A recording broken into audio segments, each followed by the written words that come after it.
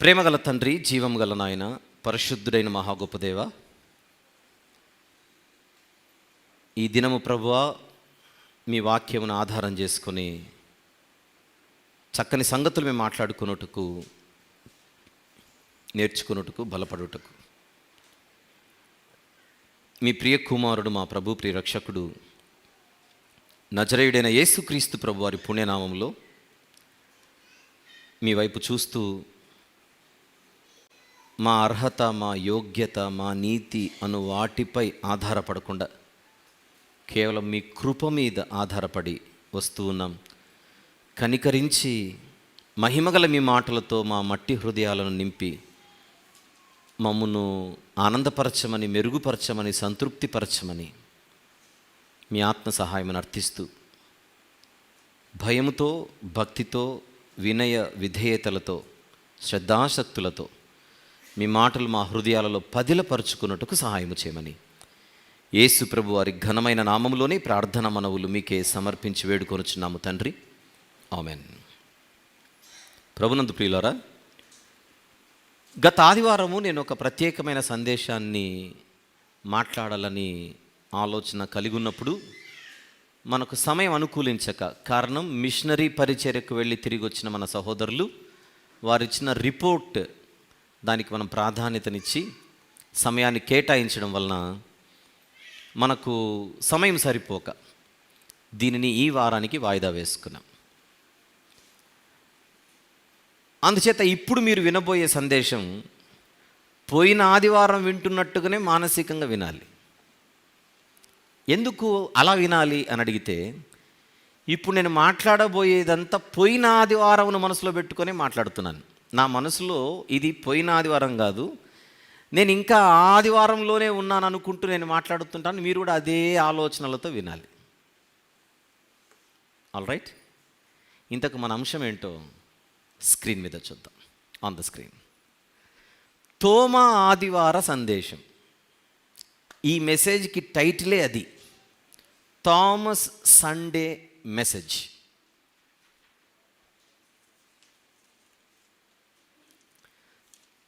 Thomas Sunday message. Okay, ఏంటి తోమా ఆదివారము master? ఏమిటి ఈ తోమా ఆదివారము అన్నది ముందుగా పరిచయం. పోయిన ఆదివారం కాకుండా అంతకుముందు ఆదివారం, ఏ ఆదివారం అది? ఈస్టర్ ఆదివారం. ఈస్టర్ ఆదివారం అంటే యేసు ప్రభు మరణించి తిరిగి లేచిన దినం ఆదివారం. యేసు ప్రభు వారు మరణించి తిరిగి లేచిన ఆదివారము తర్వాత వచ్చే ఆదివారాన్ని క్రైస్తవ ప్రపంచంలో తోమా ఆదివారము అని పిలుస్తారు. థామస్ సండే అది. అసలు ఎందుకు ఈ థామస్ సండే అనే పేరు దీనికి వచ్చింది? ఒకసారి బైబిల్లో ఒక సందర్భాన్ని చూద్దాం. యోహాను సువార్త 20వ అధ్యాయం మొదటి వచనము చూద్దాం. మొదటి వచనము చూద్దాం. ఆదివారమున ఇంకను చీకటిగా ఉన్నప్పుడు ఏం జరిగిందో కింద చూస్తున్నాం. ఏ ఆదివారం అది? ప్రభు లేచిన ఆదివారం. దానిని మొదటి దినముగా చూద్దాం. మీరు మొదటి దినం అనుకోండి కాసేపు. ప్రభువు లేచిన దినమును ఒక స్పెషల్ సండే అనుకుందాం. ఆ ప్రత్యేకమైనటువంటి ఆదివారాన్ని ఇప్పుడు నేను మాట్లాడబోయే ఒక వారం ఉంది, ఆ వారానికి మొదటి దినము అని అనుకోండి. రైట్, 19వ వచనము చూద్దాం. 19, ఆదివారము సాయంకాలమున శిష్యులు యూదులకు భయపడి, ఏ ఆదివారము సాయంకాలమున? అదే ఆదివారము సాయంకాలమున, యేసు ప్రభు లేచిన ఆదివారము సాయంకాలమున శిష్యులు యూదులకు భయపడి తాము కూడి ఉన్న ఇంటి తలుపులు మూసుకొని ఉండగా యేసు వచ్చి మధ్యను నిలిచి, మీకు సమాధానము కలుగునుగాక అని వారితో చెప్పాను. ప్రభు కనబడ్డారు, శిష్యులకు అదే రోజున. ఆయన అలాగ చెప్పి వారికి తన చేతులను ప్రక్కను చూపగా శిష్యులు ప్రభువును చూచి సంతోషించిరి. అప్పుడు యేసు మరలా మీకు సమాధానము కలుగునుగాక. ఆల్రెడీ పైన 19వ వచనములో సమాధానము కలుగునుగాక అని ఆయన అన్నారు. తర్వాత 21వ వచనంలో కూడా ఆ మాట అన్నాడు. ఈ మాటల దగ్గరికి నేను కాసేపు అయిన తర్వాత వస్తాను, జస్ట్ గుర్తుపెట్టుకోండి. ప్రభు వచ్చి ఏమన్నాడు అని అడిగితే, మీకు సమాధానము కలుగునుగాక, తండ్రి నన్ను పంపిన ప్రకారము నేను మిమ్మల్ని పంపుచున్నానని వారితో చెప్పాను. ఆయన ఈ మాట చెప్పి వారి మీద ఊది పరిశుద్ధాత్మను పొందుడి. మీరు ఎవరి పాపములు క్షమింతురో అవి వారికి క్షమింపబడును, ఎవరి పాపములు మీరు నిలిచి ఉండనిత్తురో అవి నిలిచి ఉండునని వారితో చెప్పాను. యేసు వచ్చినప్పుడు 12 మందిలో ఒకడైన దిదుమ అనబడిన తోమ వారితో లేకపోయాను. ఎప్పుడు వచ్చినప్పుడు? ఆ రోజు ఆయన లేచిన దినమున శిష్యులకు కనబడినప్పుడు, ఆ శిష్యులు ఎవరైతే 12 ఉన్నారో, ఇస్కరియోతు యూదాను పక్కన పెట్టండి, ఇక మిగిలిన వారిలో తోమా గారు లేరు ఆ రోజు.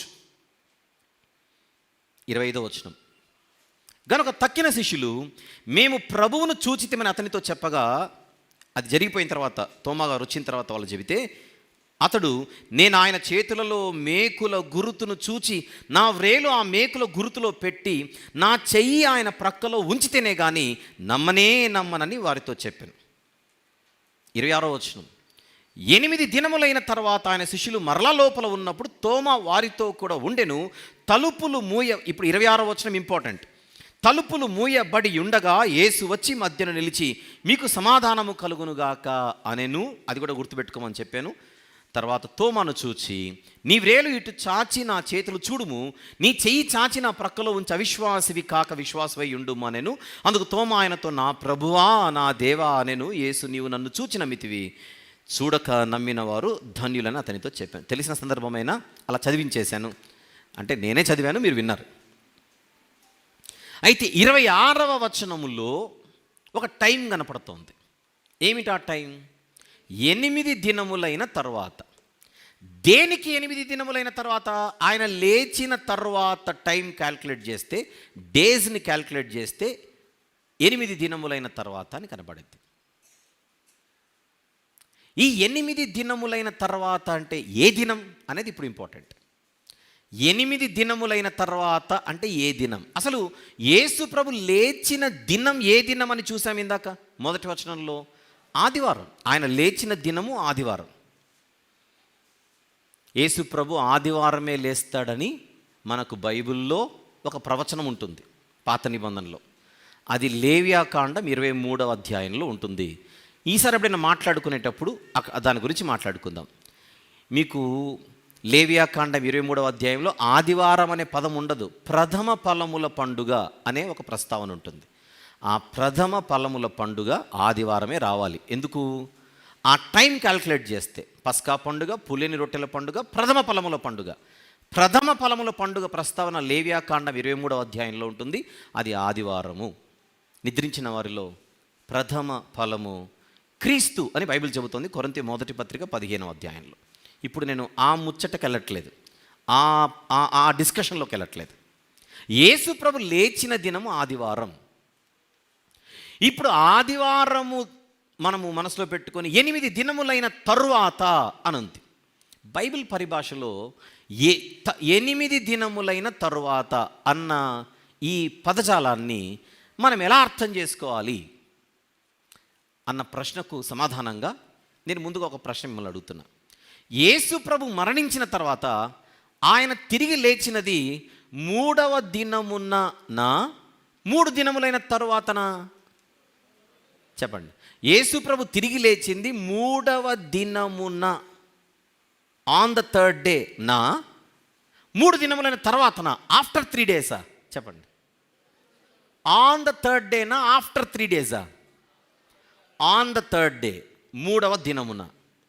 ఇది మనసులో మీరు ఇచ్చిన ఆన్సర్ మనసులో పెట్టుకొని బైబిల్లో ఒక వచనాన్ని చూద్దాం. మార్కు సువార్త 8వ అధ్యాయం. మార్కు సువార్త 8వ అధ్యాయం 31వ వచనము చూద్దాం ఒకసారి. 31. మార్కు సువార్త 8వ అధ్యాయం 31వ వచనం. మరియు మనుష్య కుమారుడు అనేక హింసలు పొంది పెద్దల చేతను, ప్రధాన యాజకుల చేతను, శాస్త్రుల చేతను ఉపేక్షింపబడి చంపబడి తర్వాత 3 దినములైన తరువాత లేచుట అగత్యమని ఆయన వారికి బోధింపనారంభించాను. మనమేమో ఇందాక 3వ దినమునని గల గట్టిగా చెప్పాం. యేసుప్రభు మాత్రం నేను 3 దినములైన తరువాత అని అంటున్నాడు. అది అండర్లైన్ చేయండి. ఇప్పుడు 10వ అధ్యాయానికి వద్దాం. మార్కు సువార్త 10వ అధ్యాయం 34వ వచనం చూద్దాం. 34 వారు ఆయనను అపహసించి ఆయన మీద ఉమ్మివేసి కొరడాలతో ఆయనను కొట్టి చంపెదరు. 3 దినములైన తరువాత ఆయన తిరిగి లేచునని ఆయనే చెబుతున్నాడు, ఎవరో చెప్పట్ల. నేను లేచేది 3 దినములైన తరువాత అంటున్నాడు. ఆఫ్టర్ 3 days అంటున్నాడు. ఇప్పుడు 3 దినములైన తరువాత అంటే ఇప్పుడు అది 4వ దినమా? ఇప్పుడు యేసుప్రభు లేచింది 4వ దినమా 3వ దినమా? మనం 3 అంటున్నాం, ఆయనేమో 3 దినములైన తర్వాత అని అంటున్నాడు. అందరూ కలిసి ఇప్పుడు రాసుకోండి, యేసుప్రభు లేచింది 4వ దినం అని మనం రాసుకున్నాం అనుకోండి. మత్తయి సువార్త 16లో ఒక పదం ఉంది, అదేంటో చూద్దాం. మత్తయి సువార్త 16వ అధ్యాయం 21వ వచనము చూద్దాం. 21వ వచనం. ఎనిబడి? అప్పటి నుండి తాను యెరూషలేమునకు వెళ్ళి పెద్దల చేతను ప్రధాన యాజకుల చేతను శాస్త్రుల చేతను అనేక హింసలు పొంది చంపబడి, నెక్స్ట్ మాట, 3వ దినమున లేచుట అగత్యమని ప్రభువు తన శిష్యులకు తెలియజేయ మొదలుపెట్టాడు. ఇక్కడేంటి 3వ దినమున? మార్కు సువార్తలో వేరే సందర్భాలలో 3 దినములైన తర్వాత అనుంది. 2 వచనాలు చూపించాను మీకు. మార్కు సువార్తలో 3 దినములైన తర్వాత అనుంది, మత్తయి సువార్తలో 3వ దినమున అనుంది. కొరింథీ మొదటి పత్రిక చూద్దాం, 15వ అధ్యాయం. పౌలు భక్తుడు ప్రభువు గురించి మాట్లాడుతూ, ఆయన పునరుత్థానం గురించి మాట్లాడుతూ, కొరింథీయులకు రాసిన మొదటి పత్రిక 15వ అధ్యాయం 3వ వచనము చూద్దాం. నాకు ఇయ్యబడిన ఉపదేశమును మొదట మీకు అప్పగించి తిని, అదేమనగా లేఖనముల ప్రకారము క్రీస్తు మన పాపముల నిమిత్తం మృతి పొందెను, సమాధి చేయబడెను, లేఖనముల ప్రకారము 3వ దినమున లేపబడెను అని. 3వ దినమున లేచుట అనేది లేఖనానుసారమైనది, లేఖనముల ప్రకారము జరిగింది అని చెబుతున్నాడు. విషయం ఏంటంటే 3 దినములైన తరువాత ఈజ్ ఈక్వల్ టు 3వ దినమున అని అర్థం చేసుకోవాలి. ఆఫ్టర్ 3 days అంటే 4th day అని కాదు. After 3 days is equal to on the 3rd day అనే మీనింగ్లో చెప్పబడింది. 3 దినములైన తరువాత అన్నది యేసుప్రభు చెప్పిన మాట 3వ దినమున అనే ఇంటెన్షన్తోనే. అది మనం తీసుకోవాలి. నేను కొన్ని సంవత్సరాల క్రిందట యేసుక్రీస్తు ప్రభు 3 రాత్రింబగళ్ళు భూగర్భంలో ఉన్నారని ఒక మెసేజ్ చెప్పాను. అది మనకు యూట్యూబ్లో ఉంది. ఎంతమంది మీరు విన్నారో లేదో నాకు తెలియదు. విషయం ఏంటంటే మీరు వింటూ ఉండాలి. వింటూ ఉంటేనే మనం ఏ లైన్లో ఉండాలో మనకు అర్థమవుతుంది. ఇది ఇప్పుడు నేను చెప్పిన పాయింట్ మీరు ఎవరైనా మేము ఫస్ట్ టైం వింటున్నామంటే కంగ్రాచులేషన్స్. మీరు ఫస్ట్ టైం వినట్లా, వినింది మర్చిపోయారు అంతే. ఇది ఫస్ట్ టైం విన్న పాయింట్ కాదు. ఇదే పాయింటే ఇమేజెస్ వేసి నేను చూపిస్తూ మాట్లాడినటువంటి సందర్భం ఉంది. ఎక్కువసేపు మాట్లాడలేదండి, జస్ట్ ఒక 3.5 గంట మాత్రమే ఆ మెసేజ్ అంతా. సుదీర్ఘంగా ఎన్నో విషయాలు ఎక్స్ప్లెయిన్ చేస్తూ గంటల తరబడి చెప్పిన మెసేజ్ ఇది. వచ్చి వినేసి వెళ్ళిపోయి మర్చిపోతే మనకు లాభం ఏమీ లేదు. వింటూ గుర్తుపెట్టుకుంటూ స్మరించుకుంటూ నెమరు వేసుకుంటూ నోట్స్ రాసుకుంటూ, ఎందుకంటే ఇక్కడ ప్రసంగాలు కాదు చేసేది, ఉపన్యాసాలు కాదు. ఏదో ఒక గంట సేపు మాకు టైం ఉంది, గంట సేపు ఎలాగో అల్లాడించేయాలి, ఏదో ఒకటి మేనేజ్ చేసేయాలి, హమ్మయ్య గంట అయిపోయింది ఆమె అనేసి స్తోత్రం చెప్పి ఆత్రంగా వెళ్ళిపోవడం కాదు.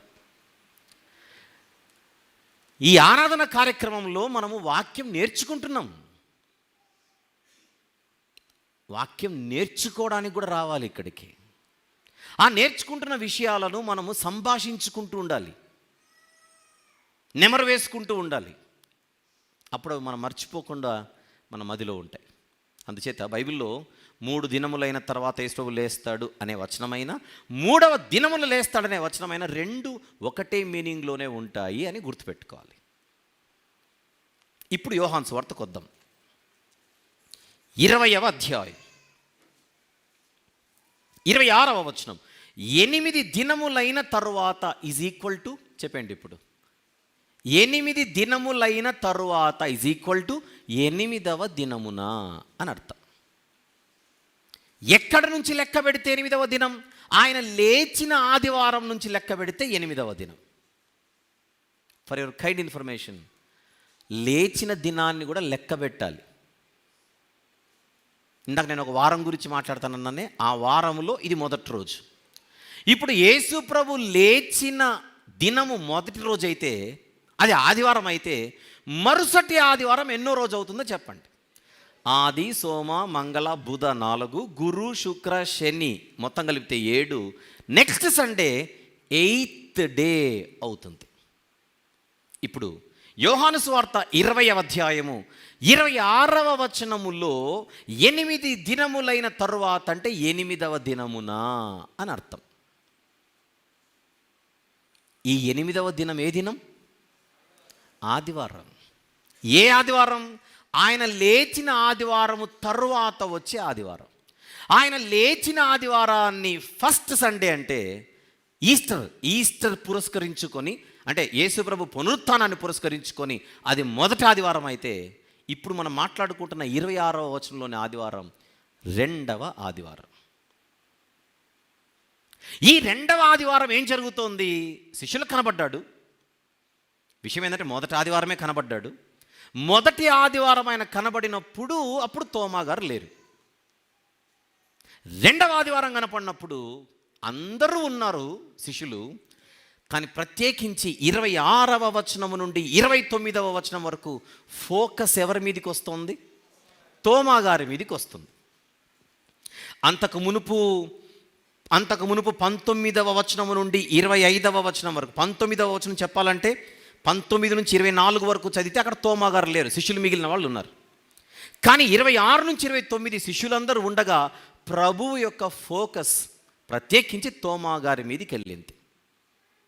చరిత్రలో యేసు ప్రభు లేచిన పునరుత్థాన దినము తర్వాత నెక్స్ట్ సండే ఒక సంఘటన చోటు చేసుకుంది శిష్యుల మధ్య.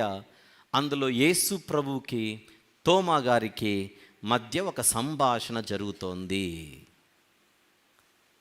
ఈ ఆదివారం ప్రత్యేకంగా తోమా గారి మీద దృష్టిని ప్రభు కేంద్రీకరించడం చేత ఈ ఆదివారానికి చరిత్రలో వచ్చిన పేరు తోమా ఆదివారం లేదా థామస్ సండే. అమ్మయ్య అయిపోయింది, మెసేజ్ అయిపోయింది అని అనుకోకుండా ఇక్కడ నుంచి మొదలు పెడితే మనము నేర్చుకోవాల్సిన పాఠాలు ఇక్కడ పుష్కలంగా ఉన్నాయి. ఆ పాఠాలు నేర్చుకోవడానికే ఈరోజు సందేశం. ఇంతవరకు నేను చెప్పింది తోమా ఆదివారం అంటే ఏమిటి అన్నదానికి పరిచయం మాత్రమే. థామస్ సండే అనే పేరు ఎందుకు వచ్చింది? అయితే తోమా ఆదివారం అన్న పేరు, థామస్ సండే అనే పేరు ఎందుకు వచ్చిందో అనడానికి ఎలాగైతే మనకు కొన్ని కారణాలు ఉన్నాయో, ఇదే ఆదివారానికి మిగిలిన పలు కారణాలను బట్టి కొన్ని అదనపు పేర్లు కూడా ఉన్నాయి. ఆ పేర్లను స్క్రీన్ మీద చూద్దాం, ఆన్ ద స్క్రీన్. ఈ ఆదివారానికి ఉండే ముఖ్యమైనటువంటి ఒక 10 పేర్లు ఇవి స్క్రీన్ మీద కనపడుతున్నాయి. నేను చదువుతాను. 1 Thomas Sunday. 2 the second Sunday off Easter. Easter యొక్క 2వ ఆదివారం, దీని పేరు the second Sunday off Easter. Second Sunday ఎందుకు వచ్చింది మీకు అర్థం చేసుకోవచ్చు. ఇక అది ఫస్ట్ అయితే ఇది సెకండ్, అంతే. ఇకపోతే దీనిని the Octave Sunday off Easter అని కూడా అంటారు. ఈస్టర్ యొక్క 8వ దినము. ఆక్టేవ్ అంటే 8. 8వ దినము అది ఆదివారం కనుక the Octave Sunday off Easter అని కూడా అంటారు. దీనిని వైట్ సండే అని కూడా అంటారు. ఎందుకు వైట్ సండే అని అంటారంటే, యేసు ప్రభు తిరిగి లేచిన దినం ఆదివారం ఏదైతే ఉందో దానికి ముందు రోజు రాత్రి శనివారం పూట చరిత్రలో అర్ధరాత్రి వేళ కొంతమంది యేసు ప్రభును రక్షకునిగా స్వీకరించి బాప్తిస్మం పొంది వారు తెల్లని దుస్తులు ధరించి ఆ వారమంతా తెల్లని దుస్తులతోనే వారు చరిత్రలో ఉండడం అనే ఒక కారణాన్ని బట్టి దీనిని వైట్ సండే అంటే ఆ రోజు నుంచి ఈ రోజు వరకు వాళ్ళు ఎక్కువగా వైట్ క్లోత్స్లోనే బ్యాప్టిజం తీసుకున్నవారు చరిత్రలో కనబడడం చేత దీనిని వైట్ సండే, వైట్ బ్రైట్గా ఉంటుంది కనుక దానిని బ్రైట్ సండే అని కూడా అంటారు. ఇకపోతే దీనికి ఉన్న మరొక పేరు లో సండే. ఎందుకు లో సండే అంటే ఈస్టర్ రోజున్నంత కోలాహలం, ఈస్టర్ రోజున్నంత హై మ్యాగ్నిట్యూడ్, అంటే ఆ సంబరాలు ఉంటాయి కదా ఈస్టర్ రోజున, అంత సెలబ్రేషన్స్ ఈ సండే ఉండదు కనుక అది హై సండే అయితే ఇది లో సండే. అర్థమైంది? ఈస్టర్ ఆయన లేచిన దినం హై సండే అయితే ఇది లో సండే. దానితో పోలిస్తే సంబరాలు, దానితో పోలిస్తే చర్చిలో అటెండెన్స్, అంతే కదా. ఈస్టర్ రోజున చూడండి కళలాడిపోతుంటాయి మందిరాలన్నీ. ఎందుకు రావాలి మరి పండుగ. నెక్స్ట్ ఆదివారం అంతకుముందు వచ్చిన వాళ్ళందరూ ఒక 20-30% మంది ఎగిరిపోయి ఉంటారు. లో సండే అని అంటారు. ఇకపోతే దీనికి ఉన్న మరొక పేరు న్యూ సండే. న్యూ సండే అని ఎందుకు అంటారంటే ఒకప్పుడు విశ్రాంతి దినము అంటే ఇశ్రాయేలీలు ఏ దినాన్ని దేవునికి ఆరాధన దినంగా ఆరాధించేవారు? శనివారం. కానీ శనివారం అన్నది దేవునికి ఆరాధన దినముగా ఆదివారానికి షిఫ్ట్ అవ్వడానికి ఈ సండేనే నాందిగా కనబడుతుంది. అంటే శనివారం నుంచి ఆదివారంపై ఫోకస్ షిఫ్ట్ అయింది ఇక్కడే. ఈరోజు మనందరం సండే వర్షిప్ సర్వీస్ ఎలాగైతే చేసుకుంటున్నామో చరిత్రలో అధికారికంగా ఈరోజే అని మనకు చెప్పకపోయినా ఇక్కడ నుంచే సండే యొక్క స్పెషాలిటీ చరిత్రలో కనబడుతూ వస్తుంది. యేసుప్రభు మరణించి లేచిన దినం ఆదివారం, దానితో పాటు మొదలు పెడితే ఈ సండే మరొక ప్రత్యేకమైన సంఘటన ఇక్కడ జరగడం, అది ఆదివారం జరగడం, నెమ్మదిగా ఈవెంట్స్ అన్నీ కూడా చరిత్రలో ముఖ్యమైనటువంటి సంఘటనలన్నీ కూడా ఆదివారం పూట చోటు చేసుకుంటూ రావడం అనేది ఇక్కడ నుంచి మొదలైంది. పరిశుద్ధాత్ముడు ఈ లోకానికి వచ్చింది పెంతెకొస్తు పండుగ దినాన, అది ఆదివారం. ఆదివారమున మీరు చందాను వసూలు చేయాలి అని, అది ఆదివారమున మేము రొట్టె విరుచుటకు కూడుకొని ఉండగా అని పౌలు గారు మాట్లాడుతూ ఉంటాడు. అంటే మీరు పత్రికలు చదివేటప్పుడు, అపోస్తలుల కార్యం చదివేటప్పుడు మనకు సండే పైన స్పెషల్ దృష్టి మొదటి శతాబ్దపు క్రైస్తవ్యానికి ఉన్నట్టుగా మనకు క్రొత్త నిబంధనలో కనపడుతుంది. అందుకే దీన్ని న్యూ సండే, ఇక్కడ నుంచి ఆదివారంపై ఫోకస్ షిఫ్ట్ అవుతోంది శనివారం నుండి అని చెప్పడానికి ఒక ఉద్దేశము అందులో ఆ పేరులో కనబడుతుంది. ఇకపోతే దీనికి మరొక పేరు క్వాజిమోడో సండే అని అంటారు. క్వాజిమోడో సండే అని అంటే పేతురు గారు మొదటి పత్రిక 2వ అధ్యాయం 2వ వచనంలో క్రొత్తగా పుట్టిన శిశువులను పోలిన వారై అనే ఒక పదం ఉంటుంది. క్రొత్తగా జన్మించిన శిశువులను పోలిన వారై, పేతురు గారు మొదటి పత్రిక 2వ అధ్యాయం 2-3 వచనాలు. ఆ క్రొత్తగా జన్మించిన శిశువులు ఆ ఈస్టర్ దగ్గర నుంచి ప్రభువులో నూతనంగా జన్మించే వారి సంఖ్య స్టార్ట్ అయింది. తర్వాత కంటిన్యూ అయిపోయింది. ఇలాంటి కారణాలను మనసులో పెట్టుకొని, వేరే కారణాలు కూడా ఉన్నాయి, ఇది ఒక ఇండైరెక్ట్ రీజన్, దాన్ని మనసులో పెట్టుకొని క్వాజిమోడో సండే. క్వాజిమోడో అనేది ఈ అర్థాన్ని సూచించేటువంటి పదం. క్వాజిమోడో సండే అని కూడా అంటారు. అలాగే డివైన్ మర్సీ సండే అని ఒక 25 సంవత్సరాల కిందట నుంచి ఈ పేరు వినపడుతూ వస్తుంది. ఒక పోప్ గారు దీనికి డివైన్ మర్సీ సండే అని కూడా పేరు పెట్టడం జరిగింది. దాన్ని కూడా మనసులో పెట్టుకుందాం. ఇకపోతే చివరిది యాంటీ పాస్కా అంటే మొదటి ఈస్టర్ రోజు ఉంది కదా, ఈస్టర్ రోజు మొదటి దినం ఉంది కదా, దాని ప్లేస్లో వచ్చిన మరొకటి, ఇది కూడా ఈస్టరే. యాక్చువల్లీ ఈరోజు మనం ఈస్టర్ అనగానే ఒకరోజు జరుపుకుంటున్నాం. చరిత్రలో దీనిని కొన్ని రోజుల పాటు జరుపుకునేవారు ఈస్టర్ పండుగను, అంటే పునరుత్థాన పండుగను. అందుకే ఇది ఈస్టర్కు వేరైనది కాదు, ఈస్టర్ ప్లేస్లో వచ్చినటువంటి మరొక ఆదివారం. అంటే రెండో ఆదివారము కూడా ఆయన పునరుత్థానాన్ని స్మరించుకొని పండుగలా జరుపుకోవాల్సినటువంటి దినము అనే అర్థాన్ని ఇచ్చే యాంటీ పాస్కా. ఈ పదాలన్నీ కూడా ఈ 2వ ఆదివారాన్ని సూచిస్తూ ఉంటాయి. అయితే ప్రత్యేకించి బైబిల్లో మనకు ఈ ఆదివారాన తోమా గారి మీద స్పెషల్ ఫోకస్ అనేది ఏదైతే ఉన్నదో ఆ కారణాన్ని బట్టి ఎక్కువగా ఈ ఆదివారాన్ని ఏమని పేరుతో పిలుస్తూ ఉంటారు క్రైస్తవ సమాజం? థామస్ సండే లేదా తోమా ఆదివారము అనేది ఎక్కువగా పాపులర్ అయినటువంటి పేరు ఇది. Okay, right, very good. మీకు పేర్ల గురించి ఒక చిన్న అవగాహన వచ్చింది అనుకుంటున్నాను. ఇప్పుడు నెమ్మదిగా మనము ఈరోజు మన సందేశానికి ఫోకస్ యోహాను సువార్త 20వ అధ్యాయము 26 నుంచి 29 వచనాలు. అది మన ముఖ్యమైన వాక్య భాగం ఈరోజు మన సందేశానికి. యోహాను సువార్త 20వ అధ్యాయము 26 నుంచి 29 వచనములు. మీకు సందర్భం అర్థమైంది, దినం అర్థమైంది, అన్నీ అర్థమయ్యాయి. ఇప్పుడు మనము ఈ 26 నుంచి 29 వచనాలను ఆధారం చేసుకొని కొన్ని పాఠాలు మనం నేర్చుకోవాలి. దేవుని పిల్లలుగా, క్రైస్తవులుగా, విశ్వాసులుగా ఆ పాఠాలు ఇప్పుడు ప్రారంభిద్దాం. కొద్దిసేపట్లోనే ముగించుకుందాం. రాసుకుందాం ఆన్ ద స్క్రీన్, నేర్చుకొనవలసిన పాఠాలు, లెసన్స్ టు లెర్న్ అని రాసుకుందాం. నేర్చుకోవలసిన పాఠాలు.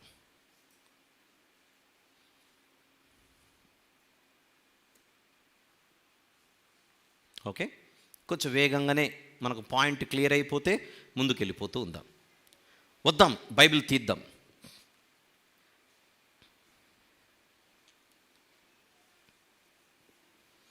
సందర్భం ఏమిటి? మొదటిసారి ప్రభు వారికి కనబడినప్పుడు తోమా గారు అక్కడ లేరు. ప్రభు వచ్చి వెళ్ళిపోయిన తర్వాత 25వ వచనంలో మేము ప్రభువును చూచితమని తక్కిన శిష్యులు ఆయనకు చెప్పినప్పుడు ఆయన విశ్వసించలేదు. అనుమానం. తోమా గారికి ప్రభువు లేచిన సందర్భాన్ని పురస్కరించుకొని అనుమానం వ్యక్తం చేశాడు, సందేహాన్ని వ్యక్తం చేశాడు. సందేహించిన తోమా గారిని ప్రభువు శిక్షించల. సందర్భంలో కింద 26 నుంచి 29 సందేహించిన తోమా గారిపై ఆయన కోపపడలేదు. చెప్పాలంటే కఠినంగా గద్దించలేదు కూడా. వాస్తవానికి తోమా గారు విశ్వాసి. కానీ ఒక సందర్భంలో ఆయన విశ్వాసంలో బలహీనపడ్డాడు. బలహీనపడిన ఈ విశ్వాసి యొద్దకు ఆయన సమీపించాడు. ఏమంటున్నాడు? 27వ వచనంలో తోమా గారితో, నీ వ్రేలు ఇటు చాచి నా చేతులు చూడుము, చెయ్యి చాచి నా ప్రక్కలో ఉంచి అవిశ్వాసివి కాక విశ్వాసవై ఉండుము అని తోమా గారికి పిలుపునిస్తున్నాడు. తన సందేహాన్ని నివృత్తి చేస్తున్నాడు. కాసేపు మనందరం ఆయన తత్వముపై, ఆయన మనస్తత్వముపై, ఆయన వ్యవహార శైలిపై మనం మనసు పెట్టగలిగితే ఈరోజు మనందరం కూడా విశ్వాసులమే. విశ్వాసులైనటువంటి మనము ఏదో సందర్భాన్ని బట్టి అప్పుడప్పుడు విశ్వాసంలో కొంచెం వెనుకడుగు వేసే పరిస్థితులు ఎదురవుతుంటాయి. తోమా గారికి ఎదురైనట్టే. ఆయనకు ఆ సందర్భం, మనకు మరొక సందర్భం. ఈ అనుభవం దాదాపుగా మనందరిలో ఉంటుంది. చూడండి, విశ్వాసలమే. మనకు అప్పుడప్పుడు ఒక ప్రశ్న వస్తుంది, నాకే ఎందుకు ఇలా జరిగింది? ఎప్పుడైనా వచ్చింది ఈ ప్రశ్న? నాకే ఎందుకు ఇలా జరిగింది? ఏదో ఒక రోగం వచ్చింది, వ్యాధి వచ్చింది, ఆరోగ్య సమస్య వచ్చింది. మేబీ అది ఒక రేర్ కేస్ అయి ఉండొచ్చు అనుకోండి. కాసేపు నాకే ఎందుకు వచ్చింది? నా జీవితంలో దేవుడు ఎందుకు ఇది అనుమతించాడు? ఇంకా అందరికీ పనులు జరుగుతున్నాయి, నాకే ఎందుకు జరగట్లేదు? అనుకున్నవి అందరికీ జరుగుతున్నాయి, అనుకున్నది నాకెందుకు జరగట్లేదు? నేను ఎంతో ప్రయత్నం చేస్తున్నాను కానీ అవ్వట్లేదు, నా స్నేహితులందరికీ అవుతోంది. క్యూ? వాయ్? ఎందుకు? ఏ భాష అయినా ఇంకదే. ఇలాంటి ప్రశ్నలు ఎప్పుడైనా ఏ సందర్భాన్ని బట్టైనా మనకు వచ్చింటే, నాకే ఎందుకు ఇది? నా కుటుంబానికే ఎందుకు ఇది?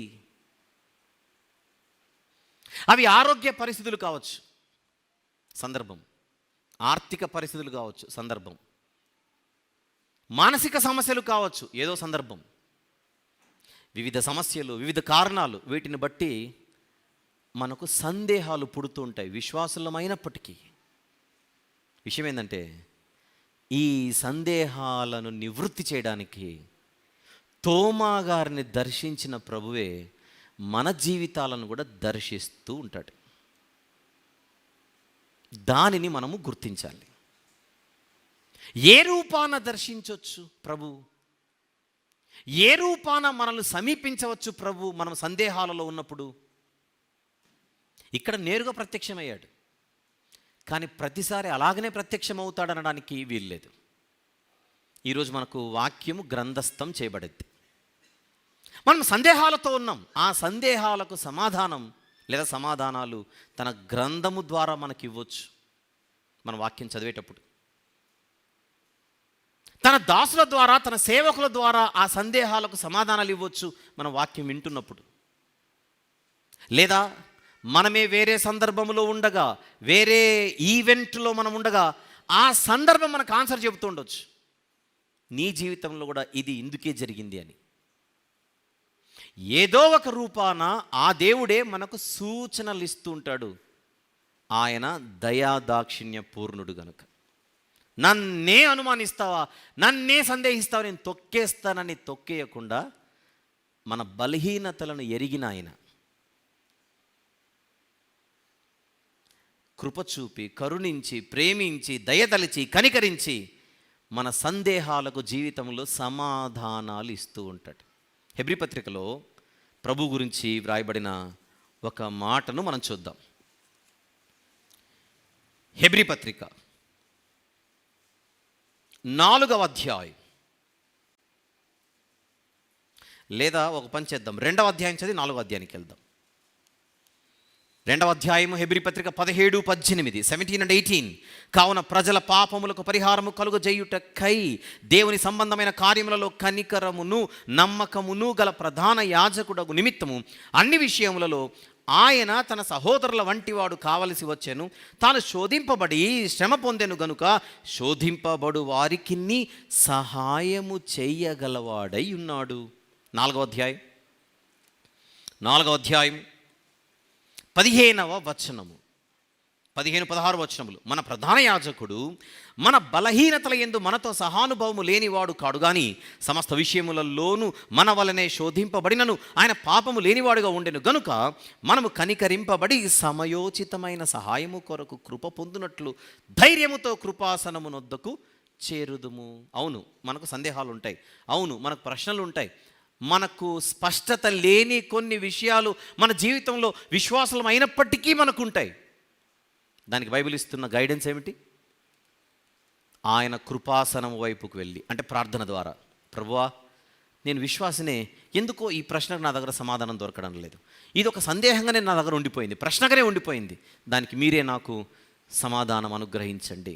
ఒకనాడు తోమా గారికి మీరు సమాధానం ఇచ్చినట్టుగా అని గనుక మనం ప్రార్థనాపూర్వకంగా మనము ఆయన యొద్దకు, ఆయనను సమీపిస్తే ఏదో ఒక రూపములో, ఏదో ఒక సమయంలో తోమా గారికి సమాధానము దొరికినట్టే మనందరికీ కూడా ఆన్సర్స్ దొరుకుతాయి.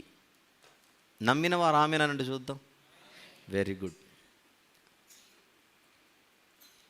ఎందుకంటే ఇది కథ కాదు, తోమా గారిది కథ కాదు. అనగనగా ఒక ఆయన ఉండే, ఆయన పేరు అనగనగా కాదు, ఏమనకున్నా ఉన్నాడు ఆయన, నిజంగానే చరిత్రలో ఇది జరిగిన సంఘటన. మనం నేర్చుకోవాల్సిన మొదటి పాఠం on the screen.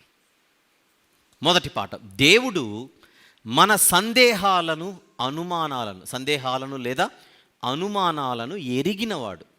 God knows our doubts or suspicions. గనుక ఆ ధైర్యము మనము కలిగి ఉండాలి. ఈ సందర్భాన్ని పురస్కరించుకొని మనం నేర్చుకోవలసిన మొదటి పాఠం అది. నంబర్ 2, వద్దాం యోహాను సువార్త 20వ అధ్యాయానికి మరొకసారి. యోహాను సువార్త 20వ అధ్యాయం, రైట్, 24-25 వచనములు చూద్దాం. రెండవ పాఠం నేర్చుకోవడానికి యోహాను సువార్త 20వ అధ్యాయం 24-25 వచనములు. యేసు వచ్చినప్పుడు 12 మందిలో ఒకడైన దిదుమ అనబడిన తోమా వారితో లేకపోయాను. ఎందుకు లేడు మనకు తెలియదు, అక్కడ రాయబడలేదు కనుక మనకు తెలియదు. మొత్తానికైతే లేడు. గనుక తక్కిన శిష్యులు మేము ప్రభువును చూచితిమని అతనితో చెప్పగా, అతడు నేను ఆయన చేతులలో మేకుల గుర్తును చూచి నా వ్రేలు ఆ మేకుల గుర్తులో పెట్టి నా చెయ్యి ఆయన ప్రక్కలో ఉంచితేనే గాని నమ్మనని వారితో చెప్పెను. మిగిలిన శిష్యులందరూ బలంగా నమ్మారు ప్రభు తిరిగి లేచాడని. ఈ ఒక్కడు మాత్రమే ఎందుకు నమ్మలేకపోయాడు? ఏదో కారణాన్ని బట్టి, మనకు తెలియదు రీజన్. ప్రభు ప్రత్యక్షమైనప్పుడు మిగిలిన వారితో ఆయన లేడు. అందరితో లేడు అంటే ఏమిగా ఉన్నాడని? ఒంటరిగా ఉన్నాడని. చెప్పండి, నరుడు ఒంటరిగా ఉండుట మంచిది కాదని మరొకసారి ప్రూవ్ అయింది. 24 గంటల మాట పెళ్ళికి అప్లై చేసి ఆలోచించకూడదు. సహవాసం, నరుడు ఒంటరిగా ఉండుట మంచిది కాదనే మాట మెయిన్గా ఫెలోషిప్ గురించి, భార్యాభర్తలనే కాదు, సహవాసం సహవాసం సహవాసం సహవాసం. బాప్తిస్మం పొందిన వారు సహవాసమందు ఎడతెగక ఉండిరి అని చూస్తున్నాం. కొందరు మానుకొనుచున్నట్టు సమాజంగా కూడుట మానకండి అని బైబిల్ అంటోంది. ఒంటిగాడయుండుట కంటే ఇద్దరు కూడియుండుట మేలు అని బైబిల్ అంటోంది.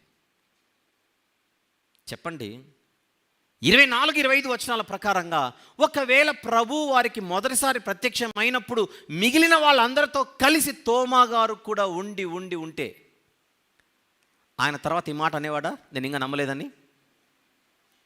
కారణాలు ఏవైనా ఆయన ప్రత్యక్షమైనప్పుడు, ప్రభు ప్రత్యక్షమైనప్పుడు తోమా అనే ఈ శిష్యుడు సహవాసంలో లేడు. దాని అర్థం భ్రష్టు పట్టాడు, చెడిపోయాడు అనట్లా, ఆ టైంలో లేడు అంటున్నాను అంతే. లేకపోవడం వలన నష్టం కలిగింది.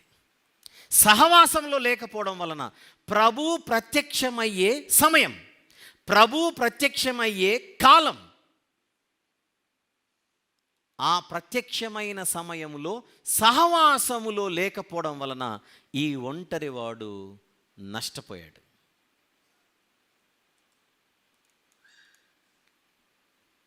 ప్రతి ఆదివారం మనము సహవాసంగా కూడుకుంటాం. ఇక్కడ ఇప్పుడు మీకు విషయం చెప్పనా, ప్రతి ఆదివారం దేవుడు మనకు ప్రత్యక్షత ఈ వాక్యంలో నుండి మనకు అనుగ్రహిస్తూ ఉంటాడు. Yes or no? ప్రతి ఆదివారం ఇక్కడ జరిగేది దేవుని ప్రత్యక్షత. దేవుడు తనను తాను ఈ వాక్యములో నుండి మన ఎదుట ప్రత్యక్షపరచుకొనుచు ఉంటాడు. మనం సహవాసముగా వస్తే దాన్ని పొందుకుంటాం. కొంతమంది మానేస్తూ ఉంటారు, ఒక ఆదివారం వచ్చి మరొక ఆదివారం రాకపోవడం. కారణాలు ఏమైనా ఉండొచ్చు, కారణాలు ఏమైనా ఉండొచ్చు. కారణాలు ఏమైనా నష్టమైతే జరుగుతోంది. సమాజముగా కూడుకునే సమయంలో, పరిశుద్ధ సంఘముగా మనం కూడుకునే సమయంలో ఆ సహవాసంలో మనం ఉండకపోతే ఖచ్చితంగా మనం నష్టపోతాం. ఎవరి వల్లే? తోమా గారి వల్లే. మిగిలిన వాళ్ళందరూ బలంగా ఉన్నారు విశ్వసించడంలో, ప్రభు లేచాడని. ఆయన ఒక్కడు నమ్మలేకపోతున్నాడు, విశ్వాసంలో వెనుకబడి కనబడుతున్నాడు. నేను యూట్యూబ్లో చూసుకుంటాను, లైవ్లో చూస్తాను అనే లెక్కలు మనకు ఉంటాయి. లైవ్లో ఎక్కడో దూరాన ఉండి నేను చూసుకుంటాను అంటే అది ఎవరికి ఆప్షన్? అది స్థానికంగా లేని వారి కోసం. ఎక్కడో దూర ప్రాంతాల్లో ఉన్నారు, లైవ్ ఇచ్చేది కూడా వారి కోసమే, మన కోసం కాదు. వాళ్ళు లైవ్ చూడకపోతే అధర్మం, మీరు చూస్తే అధర్మం. వాళ్ళు చూడకపోతే అంటే మీరు ఎలాగో రాలేరు కనుక కనీసం చూడండి, మీరు బలపడండి. వాళ్ళకి వచ్చే బాధ్యత ఉంది, మీకు నాకు వచ్చే అవకాశం ఉంది, మనకు వచ్చే బాధ్యత, ఇంకొకటి ఏదో చెప్పాను, అవకాశం. ఈ రెండు ఉన్నా రాకపోతే ఇది నాన్ బెయిలబుల్ కేసు. ఇది స్థానిక సంఘస్థులై, నేను మందిరానికి రాను, స్థానిక సంఘస్థులై సహవాసంలో కూడుకోను, నేను స్థానిక సంఘస్థుడనే కానీ ఇంట్లో నుంచి చూస్తాను. ఇది అధర్మం, నష్టం.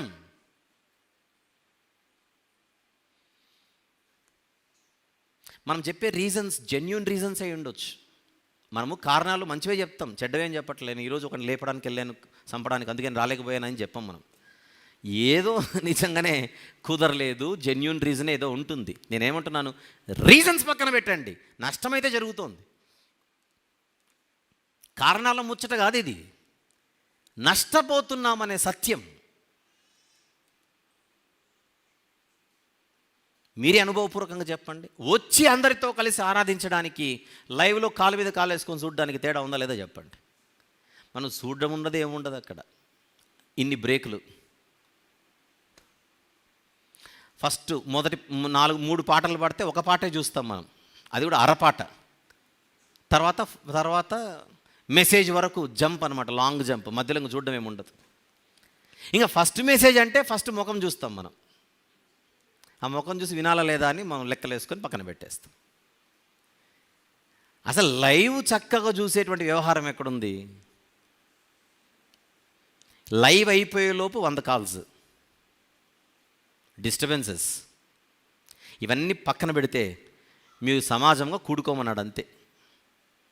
లేదంటే నేను పక్కాగా చూస్తాను 3 గంటల సేపు అన్నా కూడా అయినా తప్పే, అది కూడా నాన్ బెయిలబుల్ కేసే, రావాల్సిందే అంతే.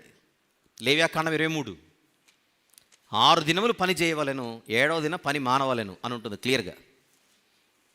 లేవ్యాకాండము 23వ అధ్యాయం మొదటి నుంచి. మరియు యెహోవా మోషేకి ఇలాగ సెలవిచ్చాను, నీవు ఇశ్రాయేలీయులతో ఇట్లనుము, మీరు చాటించవలసిన యెహోవా నియామక కాలములు ఇవే, అవి దేవుని నియామక కాలములు. ఈ కాలముల యందు మీరు పరిశుద్ధ సంఘములుగా కూడవలెను. యూట్యూబ్లో చూడవలెను కాదు, కూడవలెను. నా నియామక కాలములు ఇవి అంటున్నాడు ప్రభు. 3వ వచనం, 6 దినములు పని చెయ్యవలెను. అది దానికి పర్మిషన్ ఉంది. వారము 7వ దినము విశ్రాంతి దినము, అది పరిశుద్ధ సంఘపు దినము. అందులో మీరు ఏ పని చెయ్యకూడదు, క్లియర్గా చెప్పాడు. ఆదివారం ఉద్యోగం నో, ఆదివారం వ్యాపారం నో, ఆదివారం సొంత పనులు నో, ఆదివారం ఫంక్షన్లు నో.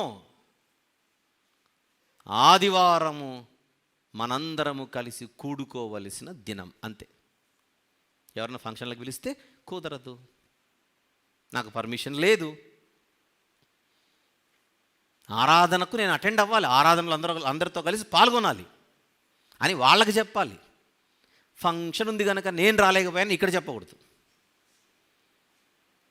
అర్థమైందా అందరికీ?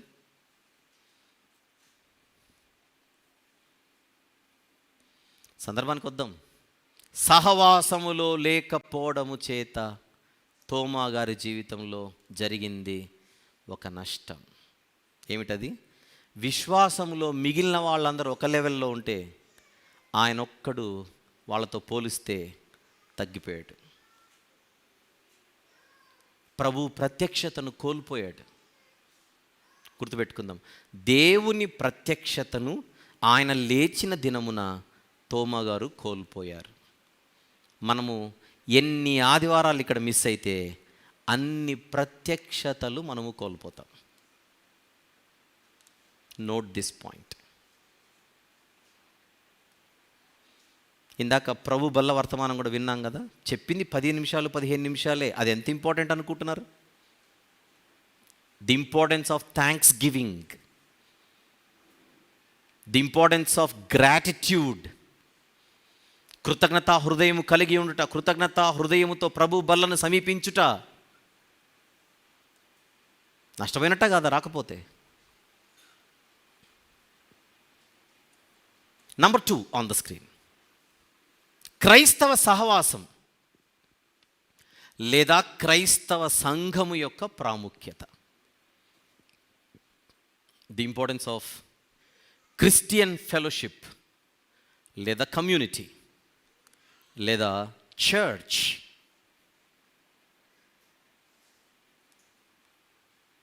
ఆల్ రైట్, ఎన్ని పాఠాలు మనం నేర్చుకున్నాం దీనికి సంబంధించి ఇంతవరకు? ఒకసారి రెండు మళ్ళీ చూద్దాం. ఒకసారి మళ్ళీ మొదటిది చూపించు. మన సందేహాలను అనుమానాలను ఎరిగినవాడే దేవుడు. నెంబర్ 2, క్రైస్తవ సహవాసం లేదా సంఘము యొక్క ప్రాముఖ్యత, the importance of Christian fellowship లేదా క్రిస్టియన్ కమ్యూనిటీ లేదా క్రిస్టియన్ చర్చ్. ఈ పాఠాలన్నీ ఎక్కడి నుంచి నేర్చుకుంటున్నాం? యోహాను సువార్త 20వ అధ్యాయము, చెప్పాలంటే 19 నుంచి 29. ప్రభు వాళ్ళకు ప్రత్యక్షమయ్యాడు. తర్వాత ఆ టైంలో తోమా గారు లేరు. తర్వాత వచ్చినప్పుడు ఆయన ఉన్నాడు. ఇదంతా మనము 19 to 29, యాక్చువల్గా మనం 26 మెయిన్గా తీసుకున్న ముందస్తు పరిస్థితి ఏంటో మనకు అర్థం కావడానికి 19 నుంచి 29 వరకు మనం ఈ సందర్భాన్ని మనసులో పెట్టుకుంటే పిక్చర్ మనకు అర్థమవుతుంది. సమయము 8:20 కావచ్చున్నదే.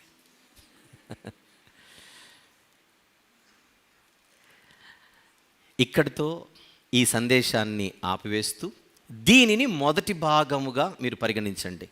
దీని కొనసాగింపు వచ్చేవారం. రైట్, వచ్చే వారం కూడా మీరు ఏ ఆదివారం అని వినాలి?